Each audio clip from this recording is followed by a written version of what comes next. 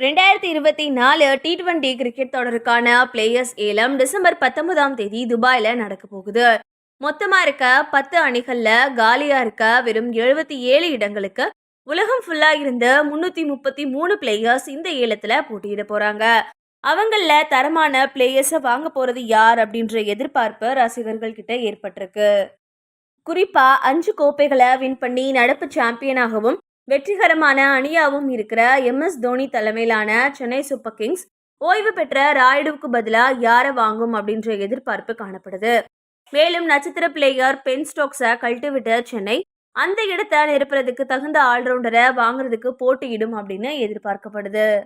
இந்த நிலைமையில ஆஸ்திரேலியாவோட but comments மாதிரி செயல்படுற திறமையை கொண்ட இந்தியாவோட ஆல்ரவுண்டர் ஷர்துல் தாக்கூரை சென்னை வாங்கணும் அப்படின்னு முன்னாள் பிளேயர் மற்றும் சின்ன தலை அப்படின்னு ரசிகர்களால கொண்டாடப்படுற சுரேஷ் ரெய்னா சொல்லியிருக்காரு. குறிப்பா கடந்த வருஷம் கொல்கட்டால சுமாரா செயல்பட்டாலும் அவரை எப்படி யூஸ் பண்ணணும் அப்படின்றது தோனிக்கு நல்லா தெரியும் அப்படின்றதால இந்த தடவை சென்னை வாங்கும்னு நம்புறதா ரெய்னா தெரிவிச்சிருக்காரு. இது பத்தி ஜியோ சினிமா சேனல்ல அவர் என்ன பேசியிருக்காருன்னா, ஏறத்தாழ பட்கமெண்ட்ஸ் மாதிரி செயல்படக்கூடிய அவரு பேட்டிங் மற்றும் பவுலிங் துறைகள்ல அசத்துவாரு. அவரை கொல்கட்டா சரியா பயன்படுத்தல அப்படின்னு நினைக்கிறேன். ஆனா சென்னைக்காக விளையாடினப்போ அவர் சிறப்பா விளையாடிருக்காரு.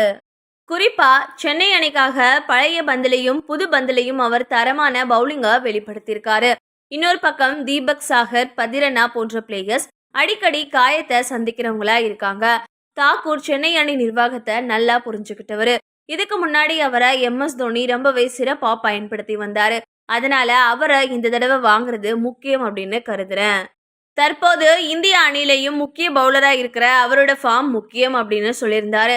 அவர் சொல்ற மாதிரி 2018 இருந்து 2021 வரைக்கும் சென்னைக்காக விளையாடின தாக்கூர் ஆல்ரவுண்டரா செயல்பட்டு 2 கோப்பைகளை வின் பண்றதுக்கு முக்கிய பங்காற்றினாரு. அதனாலேயே இந்தியாவுக்காகவும் அறிமுகமான அவரு ரசிகர்களால லார்ட் அப்படின்னு கொண்டாடப்படுறாரு. அப்படிப்பட்ட அவரை மறுபடியும் சென்னை வாங்கினா அது நல்ல முடிவா இருக்கும் அப்படின்னு பார்க்கப்படுது.